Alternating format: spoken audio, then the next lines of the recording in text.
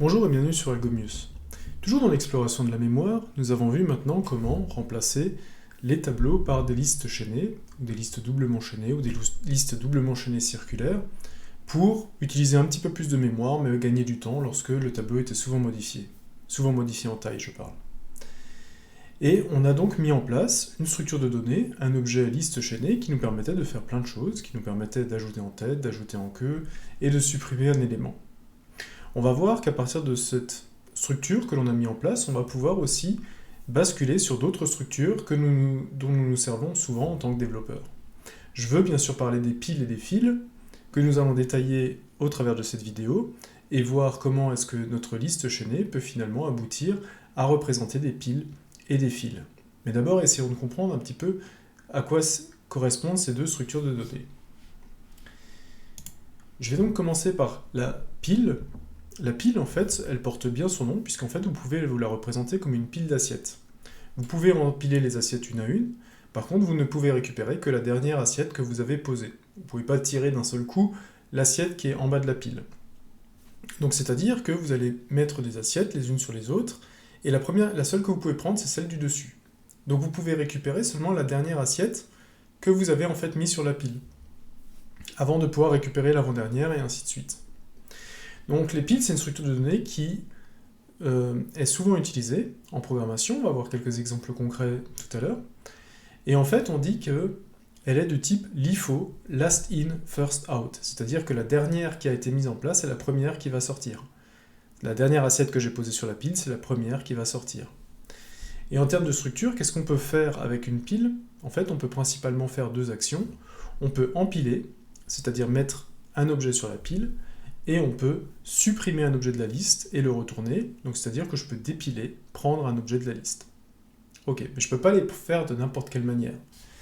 Si par exemple j'ai une pile ici, je mets 2 sur la pile, je mets 3 sur la pile, je mets 5 sur la pile, donc là j'ai empilé 3 nombres, et bien si je dépile, le premier nombre que je vais prendre c'est le 5, puis il va me rester 2 et 3 sur ma pile, je vais prendre le 3, et ainsi de suite, et il ne me restera plus qu'un élément, et j'aurai vidé ma pile. Donc en fait, vous dépilez toujours dans l'ordre inverse que vous avez utilisé pour empiler. Ok. Donc on va voir un petit peu comment ça marche, les piles avec là où on s'était arrêté, sur la liste doublement chaînée circulaire. Alors je vais créer un nouveau fichier que je vais appeler pile.py, et je vais reprendre la liste doublement chaînée circulaire que l'on avait mis en place, et voir un petit peu comment ça marche. Donc on avait déjà les éléments qui permettaient d'aller au prochain et au précédent, on avait notre liste chaînée, et maintenant notre liste chaînée, je voudrais que ce soit une pile. Alors une pile, je peux faire deux choses avec une pile. Je peux la créer, je peux à la limite la parcourir, je fais un parcours pile. Donc là je ne vais rien changer du tout, je vais juste afficher les valeurs, donc j'ai rien à changer là-dedans. Par contre, qu'est-ce que je peux faire? Eh bien en fait, en termes de tableau, si j'ai une pile et que j'avais mis à en ajouter 2, 3 et 5, en fait je m'aperçois que chaque objet que j'ajoute s'ajoute à la suite du tableau. Donc en fait, le empiler, c'est tout simplement ce que j'avais pour l'instant appelé, c'était un insérer que. Donc insérer en tête, j'ai pas le droit de le faire dans la pile, en parcours j'ai le droit, et insérer que, en fait, c'est ce qu'on appelle empiler. Voilà. Donc cette fonction, elle existe déjà, je l'ai déjà créée, donc en fait je vais simplement la réutiliser. Empiler pour une pile, c'est simplement une insertion en queue. Alors supprimer des éléments, celle-là, j'ai pas le droit de l'avoir comme ça. La seule chose que j'ai le droit de faire avec une pile, c'est la dépiler. Donc je vais écrire une fonction dépiler, je suis en programmation web, en programmation objet, donc je mets le self immédiatement. Et dépiler, on va essayer de réfléchir à quoi ça sert. Dépiler, c'est tout simplement prendre le dernier élément de la liste. Donc c'est-à-dire prendre l'élément de queue et le retourner. Ok, parce que là effectivement je ne veux pas le perdre, je ne veux pas juste le supprimer, je veux le supprimer et le renvoyer. Alors première préoccupation, est-ce que finalement j'ai déjà au moins un élément dans ma pile? Ou est-ce que ma pile est vide? Alors comment je teste ça? Eh bien tout simplement, si la tête de la pile is not none, c'est-à-dire que je pointe au moins sur un élément. Sinon, je ne vais rien faire. Il faut au moins que je pointe sur un élément. Donc, si j'ai au moins quelque chose dans ma pile, qu'est-ce que je vais faire? Je vais considérer deux cas. Si j'ai qu'un seul élément dans ma pile, eh bien je vais retourner cet élément et ma pile va devenir vide. Donc je vais le tester. If self.tête.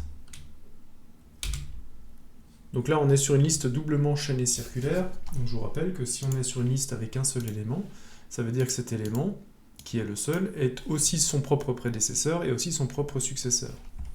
Donc c'est ce que l'on peut tester dans une pile.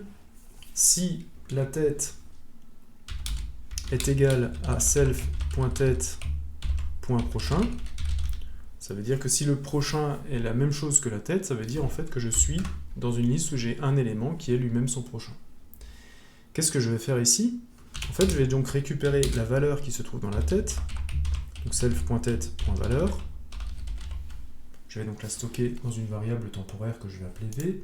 Donc typiquement, si j'ai cet élément-là dans ma liste, je vais stocker le 7.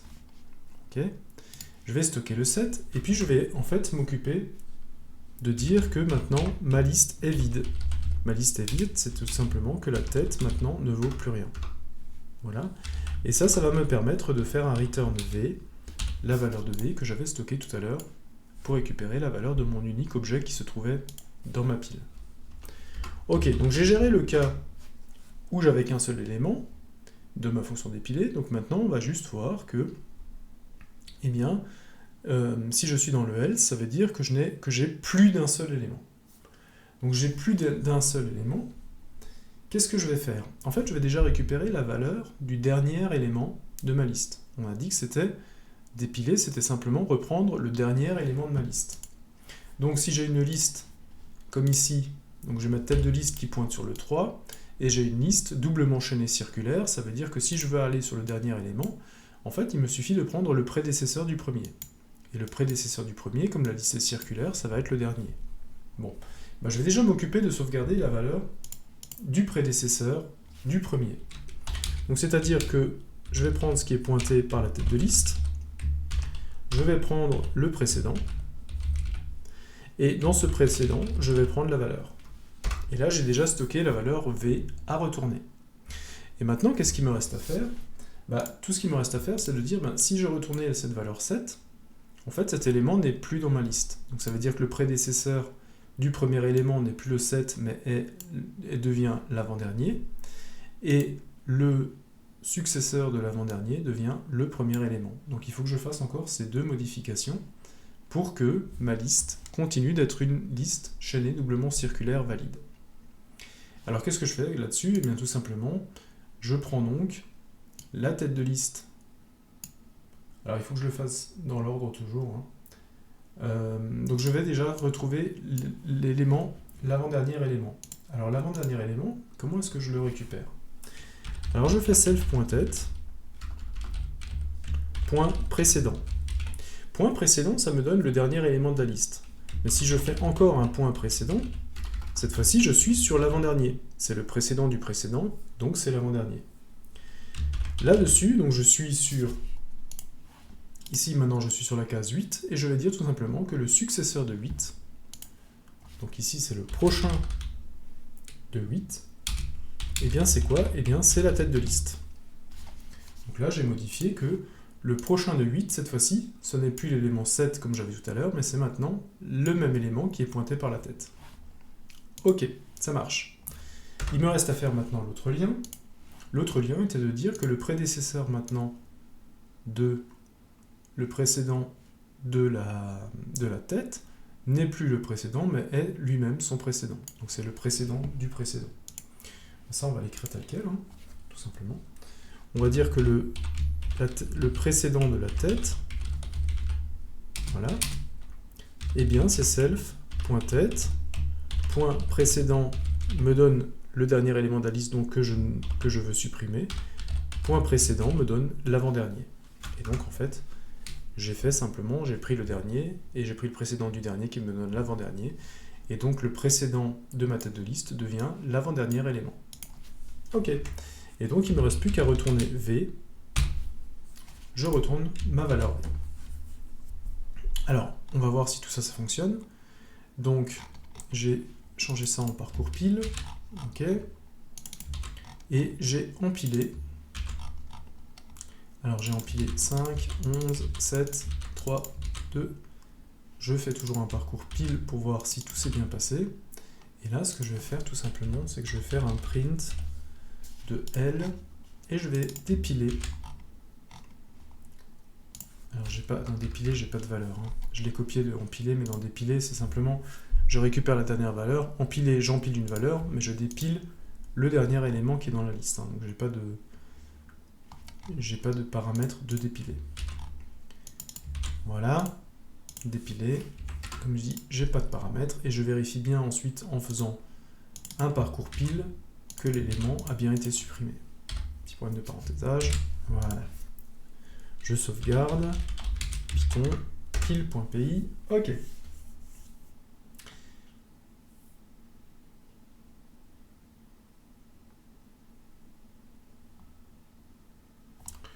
Alors, qu'est-ce que ça me dit? Eh bien, bon, le truc c'est que je vais séparer un peu pour qu'on voit bien parce que je me suis fait un petit peu avoir là par l'affichage.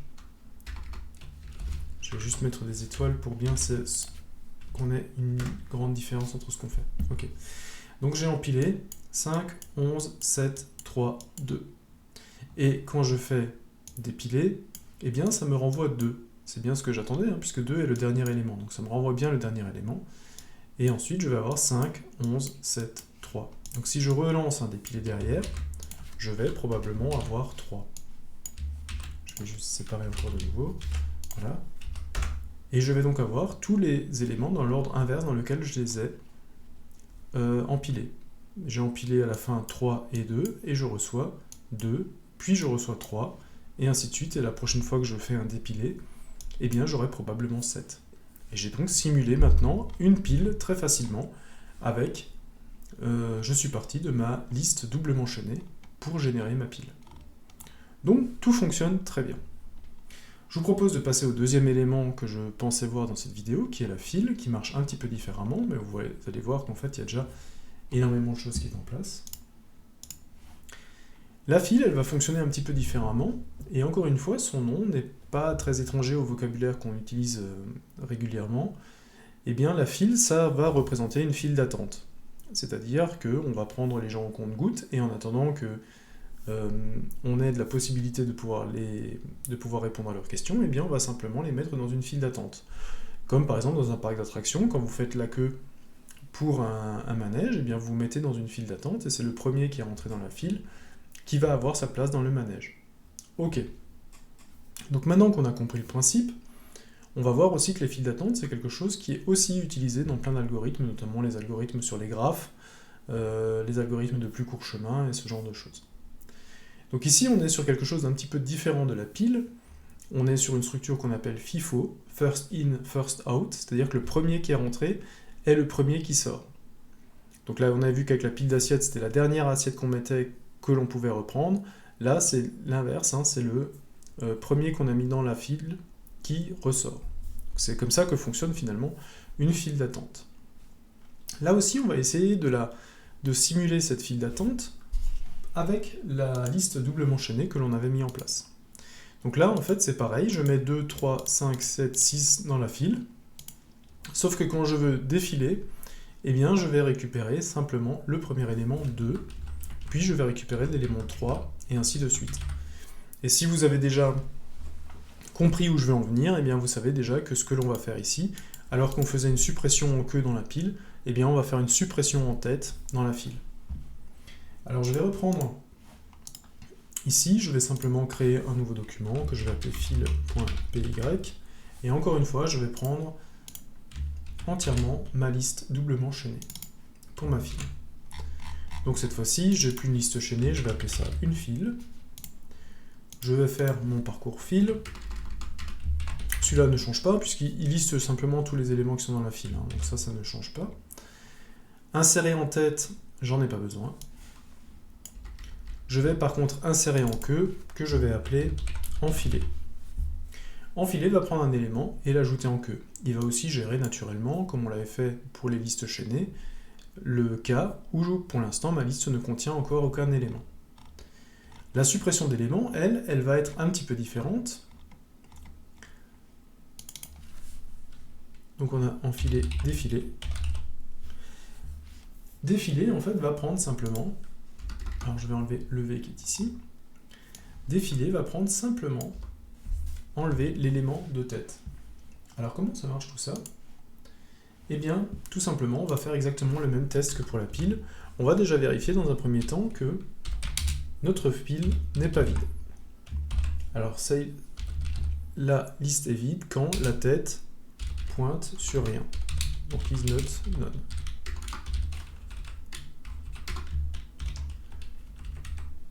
Voilà. Donc je fais déjà première vérification, parce que si jamais la file était vide, en fait elle ne contiendrait aucun élément, et je ne pourrais donc pas récupérer de valeur sur cet élément. Bon. Deuxième chose à tester, est-ce que ma file en fait ne contient qu'un seul et unique élément? C'est un cas qui est assez simple à gérer. Et encore, qu'est-ce qu'on va faire ici? Une fois de plus, on va regarder si la tête, comme on est sur une liste doublement chaînée circulaire, est-ce que la tête ne serait pas le seul élément? Et pour tester ça, en fait, est-ce que la tête ne serait pas son propre prochain? Quand j'ai qu'un élément, on l'a vu pour la pile, eh bien, en fait, cet élément est à la fois aussi son propre prochain et son propre précédent. Donc là, on le teste là-dessus. Et si c'est le cas, eh bien, on se retrouve sur un cas très facile à gérer, où on va prendre en fait la valeur directement qui est dans la tête. Ça, c'est exactement comme on avait fait sur la pile. Le défilé ou dépiler est exactement la même fonction lorsque la liste ne contient qu'un seul élément. Ensuite, on va simplement dire que la tête de file ne pointe plus sur rien et qu'elle est dorénavant vide. Et il ne faut pas que j'oublie de retourner la valeur V que j'ai récupérée dans la tête de la liste. Donc ça, c'est exactement, cette partie-là est exactement identique à ce que l'on avait vu pour la pile. Maintenant, ça va changer parce que défiler, effectivement, va nous faire en fait une suppression en tête. On va prendre à chaque fois le premier élément de la file et on va le supprimer. On va le retourner et on va le supprimer. Alors, comment je vais récupérer le premier élément d'une file? Eh bien, tout simplement, puisque ma file pointe déjà sur le premier élément, alors je vais refaire, je vais juste remettre en place les différents liens. Donc, je pointe déjà sur le premier élément. Donc, si je veux récupérer le premier élément, tout ce que je vais faire, c'est que je vais prendre ma variable v et je vais mettre dedans self.tête.valeur. Et j'ai ma première valeur, j'ai déjà ma valeur qui est en place. Maintenant, ce qu'il faut faire, ce qu'il faut veiller à faire, c'est que maintenant, je vais supprimer cet élément, dans un premier temps, et je vais aussi faire en sorte que ma liste, en fait, pointe maintenant sur le deuxième élément. Donc là, j'ai plusieurs choses à faire. Déjà, me supprimer ce premier élément, ça veut dire quoi? En somme, ça veut dire que le dernier élément ne pointe plus sur l'ancien premier, mais sur le nouveau premier, et que le deuxième élément, qui devient le premier, pointe maintenant sur le dernier élément de la file. Donc il faut que ça, je le mette en place. Alors je vais déjà le faire. Donc, comment est-ce que je récupère le dernier élément? Le dernier élément, tout simplement, je vais le récupérer en partant de ma tête, point précédent, et je suis sur mon dernier élément. Self.tête.précédent, point prochain. Je veux modifier, je suis sur le dernier élément, je veux modifier son successeur. Et son successeur, c'est quoi? Eh bien, son successeur, c'est self.tête.prochain. Voilà. C'est plus l'élément de tête, c'est le prochain de l'élément de tête. Ok. Maintenant, il faut que je modifie le deuxième élément. Alors, le deuxième élément, c'est quoi? Eh bien, tout simplement, c'est je pars de ma tête, self.tête.prochain, et là, je vais modifier le précédent. Self.tête.prochain, je vais modifier le précédent, et le précédent, je veux que ce soit quoi? Eh bien, je veux que ce soit le dernier élément de la liste, et le dernier élément de la liste, je l'obtiens en faisant self.tête.précédent.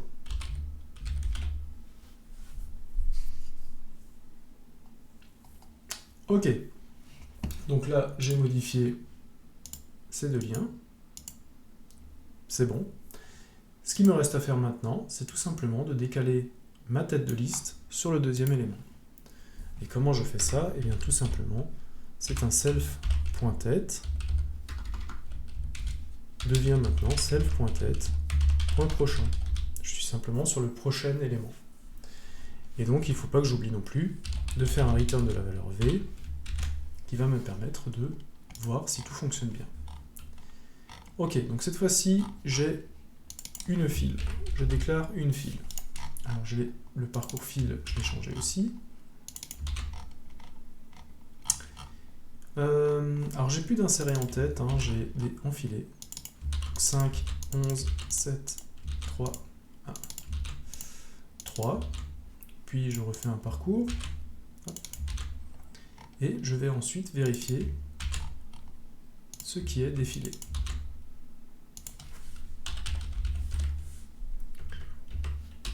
Là, j'ai pas besoin de paramètres. Et je vais aussi encore ajouter un petit peu d'étoile pour que on ait une bonne délimitation, qu'on voit de quoi on parle. Donc je fais maintenant Python fil, Y. Alors j'ai encore un parcours list. Oui, j'ai encore un parcours list. Voilà. Alors j'ai mis 5, 11, 7, 3, 2 dans ma liste. Je récupère 5 avec mon défilé. Et on s'aperçoit que dans la liste, il reste 11, 7, 3, 2. Et donc vous voyez que j'ai privé ma liste de son élément 5, de son premier élément. Je ne l'ai plus dedans et je l'ai bien retourné. Donc je suis bien arrivé finalement à implémenter une file comme je le voulais. Donc là j'ai eu une pile et une file.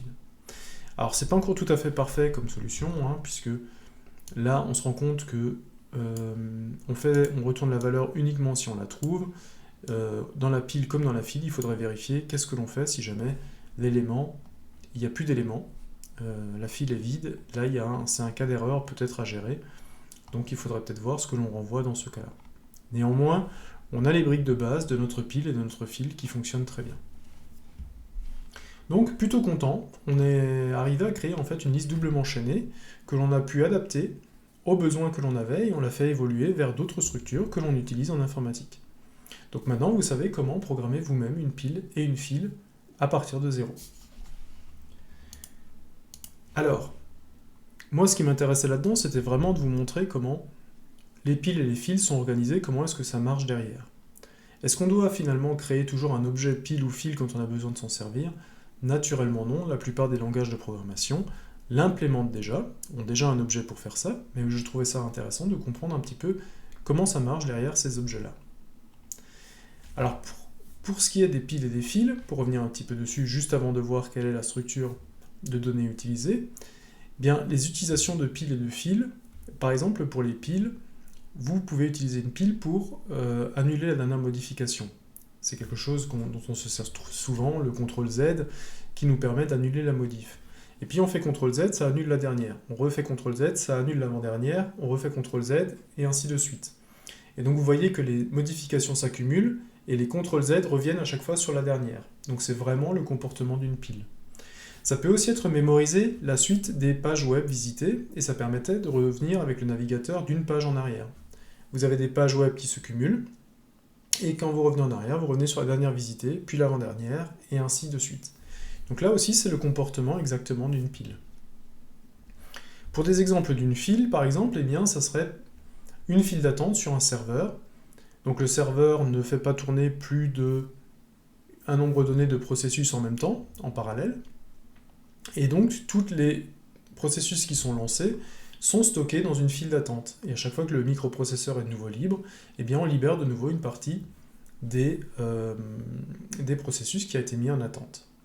On verra que ça va nous servir aussi au parcours en largeur des graphes. Là aussi, c'est quelque chose...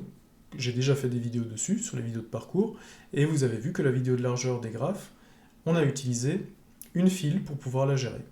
Alors on n'a pas fabriqué nous-mêmes la file, on a utilisé celle qui était déjà implémentée dans Python, et ça me fait ma transition pour ma dernière partie, qui était de vous montrer comment utiliser l'objet qui fait à la fois pile et file, et qui est déjà présent dans Python.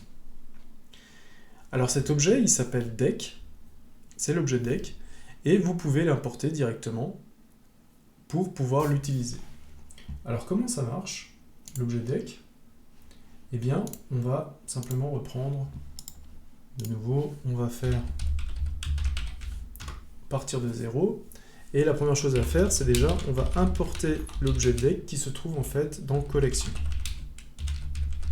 Voilà, donc deck.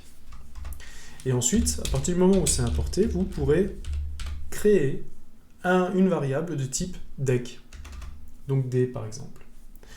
D, vous pouvez faire par exemple un append dessus. Donc par exemple, j'ajoute D1, les valeurs 2 et la valeur 3. Voilà. Je peux afficher deck. Je peux afficher mon deck. Voilà. Alors, Python deck.py. Ah, j'ai oublié un T. Voilà, et ça m'affiche un deck qui contient les valeurs 1, 2 et 3. Ok, donc là vous voyez que j'ai mis d'abord le 1 en place, puis le 2, puis le 3. Je pourrais utiliser une autre méthode qui s'appelle appendLeft, qui est en fait une méthode qui va m'ajouter les membres, les chiffres à gauche. C'est-à-dire que si maintenant je fais appendLeft 4, je vais le copier, je vais ajouter maintenant 4, 5 et 6, et je vais faire mon print à la fin. Voilà, vous voyez qu'en fait il m'a affiché 1, 2 et 3, et ensuite il a mis 4 devant, ensuite il a mis 5 devant, il a mis 6 devant. Il a en fait inséré les nombres à gauche de la liste déjà existante. Donc vous voyez que je peux faire naturellement une insertion en queue avec append, et je peux faire avec appendLeft une insertion en tête. Donc je peux en fait mettre des objets des deux côtés. Ok. Maintenant, pour pouvoir simuler une pile et une file, il va falloir aussi que je puisse récupérer le premier objet et le dernier. Alors comment est-ce que je vais récupérer ça? En fait, il va y avoir deux méthodes qui sont pop et popLeft. Alors comme leur nom l'indique, pop va me prendre la valeur de droite, donc la valeur de droite, normalement pop va me renvoyer la valeur 3, et popLeft va me renvoyer la valeur de gauche, donc va me renvoyer 6. Et normalement, si ensuite j'affiche D, normalement D devra être privé des deux éléments que j'ai déjà enlevés. Alors on va voir si tout marche. Effectivement, le premier me renvoie 3, donc il m'a bien renvoyé la valeur la plus à droite, donc la dernière valeur. Le popLeft me renvoie la valeur de gauche, donc la première valeur de la liste.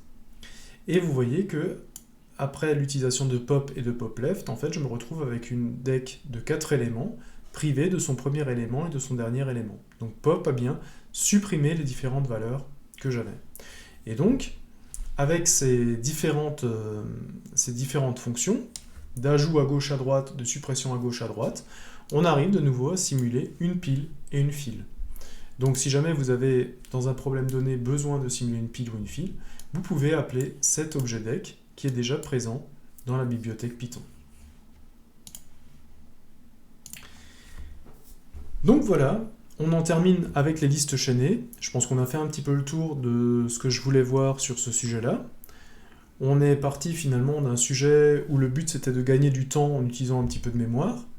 Et on s'est créé une petite structure de liste chaînée. On a essayé de comprendre comment ça marchait, comment les différents éléments s'articulaient entre eux, comment ils pointaient les uns avec les autres. On a vu comment la modifier, on a vu comment remplacer un élément, comment en ajouter un, comment la parcourir également. Et on a aussi on a essayé de pallier aux différents problèmes que l'on avait en passant à une liste doublement chaînée, puis à une liste doublement chaînée circulaire, pour plus être obligé de faire tout le parcours de la liste pour récupérer le dernier élément. Enfin, on a vu, au travers de cette dernière vidéo, que les éléments de liste chaînée pouvaient en fait servir aussi à des autres structures. On pouvait en faire une pile, ou on pouvait en faire très facilement une file, ou on pourrait même en faire une structure de données en fait qui permet les deux. Qui permet les deux, comme la structure deck, où on permettrait d'ajouter à gauche, d'ajouter à droite, de prendre le membre de gauche, de prendre le membre de droite, et ça ferait un objet assez flexible. Naturellement, vous n'êtes pas obligé de programmer systématiquement une liste chaînée quand vous avez besoin de l'utiliser. La plupart des langages de programmation le font déjà pour vous. Et en Python, par exemple, l'objet deck le fait très bien. Vous le trouverez dans Collection et à partir du moment où vous l'aurez importé dans votre programme, eh bien vous pourrez l'utiliser avec toutes les fonctions qui lui sont associées. Donc voilà, nous en savons maintenant un petit peu plus sur les listes chaînées et ça va nous permettre justement d'aborder d'autres structures de données complexes comme les arbres dans un prochain temps. À bientôt!